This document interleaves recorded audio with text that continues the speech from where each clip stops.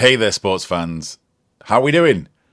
Welcome to 10 Yards Back with me, Jim, and welcome to Summer Rugby, everyone. Today we're talking about the Saturday fixtures in round 9 of the Betfred Super League. Nothing better than enjoying a nice cold beer in the Saturday sun watching rugby. So when the NRL take it over, we can all thank them for losing that to the winter game, which we all love, right? We all love the snow-capped pitches.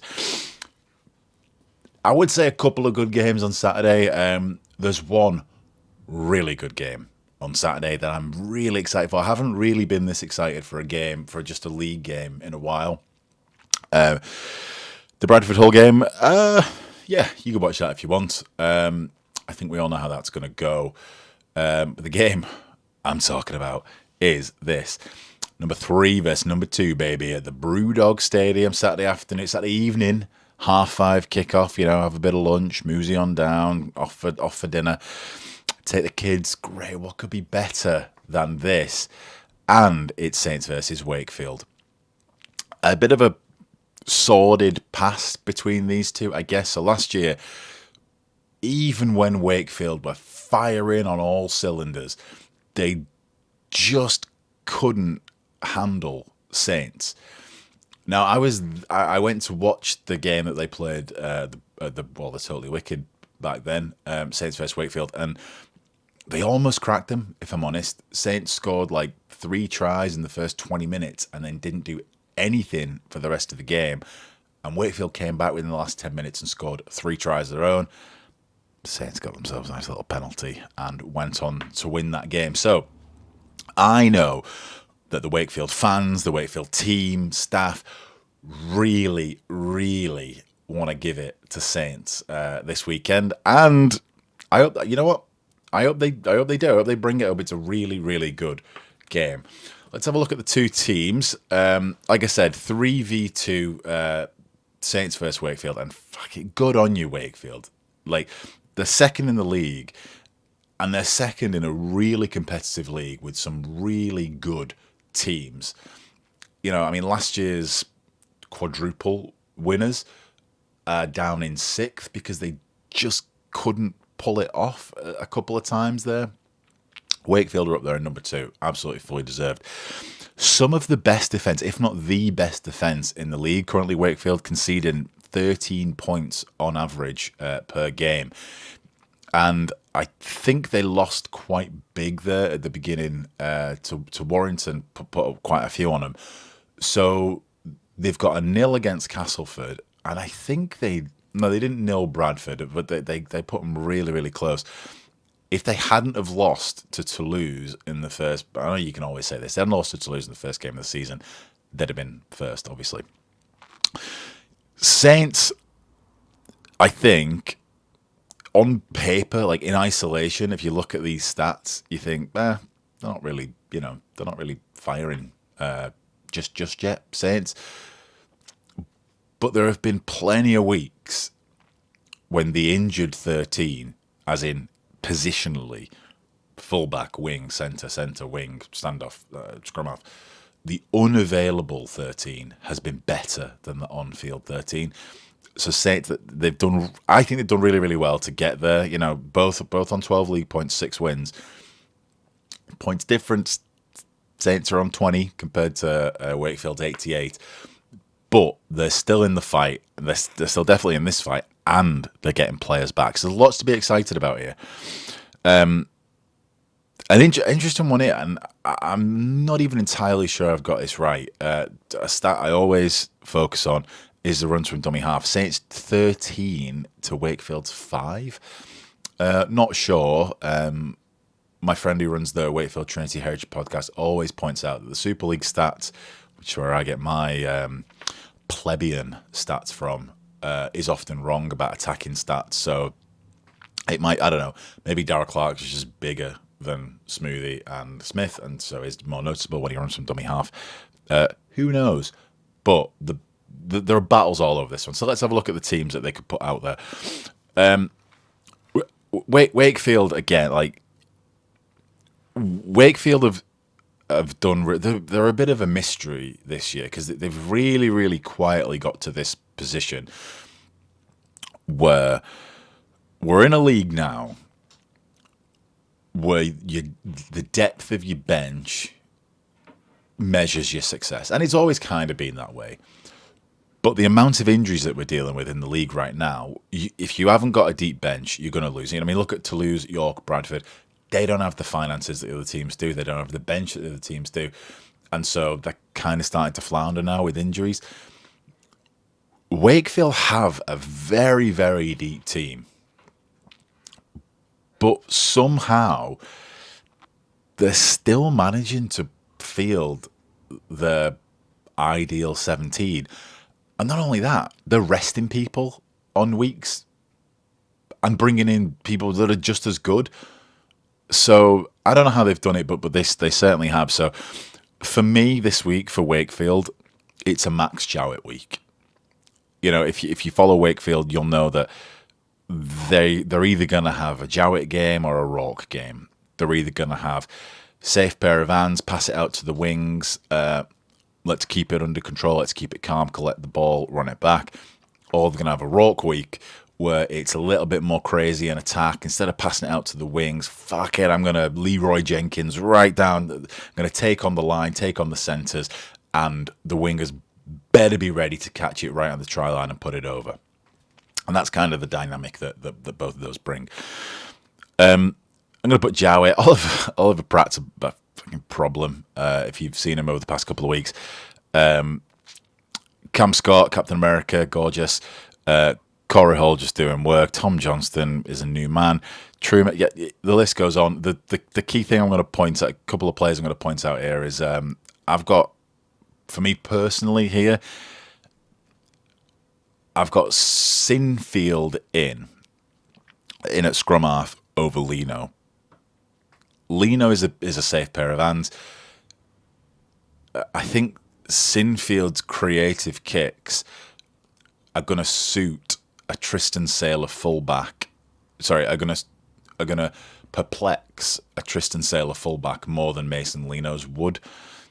I think that, yeah, Lino's really good, can put it wherever he wants. But Sinfield has this ability to not only put a kick wherever he wants, but have it land kind of awkwardly as well. Like it'll bounce off in a weird direction, or he'll put like a little bit of English on it, a little bit of spin on it, and the kick will bounce off. So I think when you've got a player like Tristan Saylor, who's probably at fullback here, who's so dynamic, so exciting, catch the ball and run off in an angle that nobody really knows where he's going to do. I've never seen him catch the ball and not spin around a certain number of degrees. He's a wild one, isn't he? And so I think that Jack Sinfield having that ability to just spin it, have it land awkward, have it bobble, have it bounce, that's going to suit Wakefield here.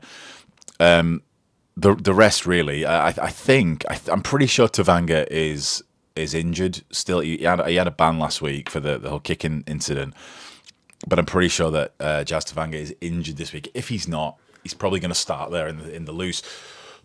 But again, it's weird. Wakefield have got this situation now where you swap out the Kiwi Bulldog, Jazz Tavanga, the enforcer, and you put in Jay Pitts, who's just like a Terminator. He's just like a robot, do exactly everything that you're supposed to do right as you're supposed to do it. And again, I think he's my age. I think he's like 36, 37, something like that. Like spring chicken, still running around the field, still doing the damn thing. So Saints are in trouble here because we've got Saylor at fullback. Okay, he's doing well. He's found his form again. He's found his feet. He's finally winning over the most difficult of fans, the Saints fan. So Saints fans are finally coming around to Tristan Saylor, liking the way he's playing. Felt on the wing. All right, great. Harry Robertson, fantastic. I think that's quite a good pairing defensively and attack. Felt's got a couple of errors in him. Fine. As long as Robertson's there to pick up after those errors and defend him, fine. The worrying one for me is Dion Cross against Corey Hall. Now, Dion Cross is he's fine. He's a fine centre. He'll do what you need to do. He'll run it back on the inside, and he can pass it out to the wing. He's aggressive in defence. Fine. But Corey Hall is so slippery and so elusive. I just wonder if that's a little bit of a problem. And then if you go on the outside of Corey Hall, you've got Tom Johnston, who is, like I say, a new man at the minute against Owen Dagnall, who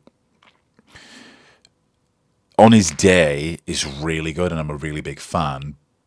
But probably, if I'm honest, was the reason that Saints lost 52-10 to Hull KR and not like 24-10, because he just kind of switched off. He wasn't really in the fight there.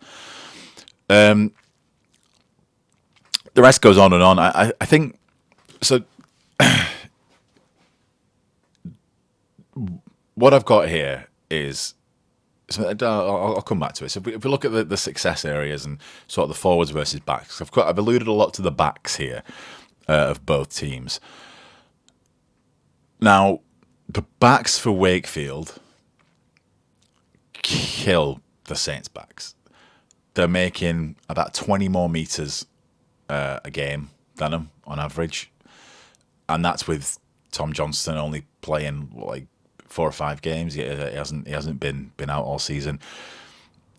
They're taking 2 more carries than the Saints backs on average. Often, in poor ball, making up those 20 meters.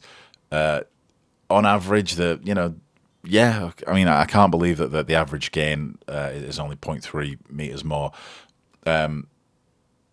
They miss fewer tackles. The backs of Wakefield are really, really well drilled, and that's why I think in this particular game they got Max Jowett as the fullback to control those, to kind of pull the strings there. It doesn't really change that much when you look at the forwards. The Wakefield forwards are like robots. They've kind of developed a bit of a routine now.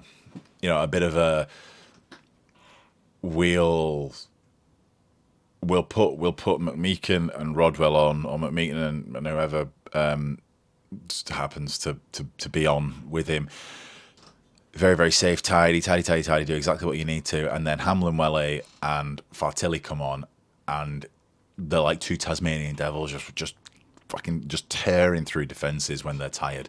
And the Wakefield forwards have so much freedom, thanks to the backs like setting up that platform for them, and the hookers that they. I even mentioned the hookers, Tyson Smoothie, Harvey Smith, both kind of play they do a different job really in that hooking role. Smoothie, very regimented, very gets the ball wherever he wants to, mislead, almost like a Paul McShane, misleads the attacking the markers, the defensive markers, and gets the ball out very quickly. Harvey Smith is just that sort of lightning, darting sort of, almost very similar to Darell Clark, to be honest. And that's why I've suggested in my squad now, even though Matty Lees is the captain, even though he's back, I think you actually want to hold Lees, hold Delaney back, because the number one thing that Saints need to focus on in this game to beat Wakefield is line speed. They need to get up in that Wakefield attack as quickly as they can whilst remaining legal and tackle. Now, Saints outdo Wakefield on marker tackles by quite a bit, and Matty Lees leads Saints' marker tackle stats. So you bring him on a little bit later when everyone's a little bit tired, just when they're looking at sort of starting to exploit that ruck, change that up, bring on Delaney, bring on Lees, and just stay in their faces, because really you want to restrict running meters from these guys, because you can't even really rely on kicks because of the backs, because of how they can chew up meters. So line speed, I think, for Saints is absolutely key. I don't really have access to that kind of stat. I'd love to hear from someone that does how the line speed performs, how the line speed compares from both of these teams. after the match is done. Now, how do I think it's going to go? I don't think that Saints can beat Wakefield. Don't see it myself. Wakefield are too good right now. Last week you had McMeekin, 6'5", 20 stone, whatever he is, McMeekin, running around like a halfback because he could, because Truman, Smith, the backs, everyone was just doing their job exactly. So you had bloody McMeekin, the robot, going, you know what? I'm going to have a little bit of freedom here. I'm going to take a little bit of liberties. I'm going to do my thing. Like I said, if Saints want to beat them at home on Saturday afternoon in the sun, they need to focus on getting up in their faces and getting them tackled. Do not let them offload. Do not let them weave. Do not give them broken play, because they will exploit it and they'll score loads of tries. I think, they can do it for a bit. But like I said, they've just got too much talent sat on the bench of Wakefield. And I think that Saints will ultimately fall to it. Now, the other game of Saturday, Bradford versus Hull. That's kind of like anyone's guess, really, isn't it, as to just how bad that could go. Me, I've got 54-10, something like that. 40-odd points in it. 10 tries the difference-ish. What do you think? Hull KR beat Bradford. Wakefield beat Saints to remain at the top of the table. Warrington go third. Let me know. Enjoy your Saturday afternoon rugby league.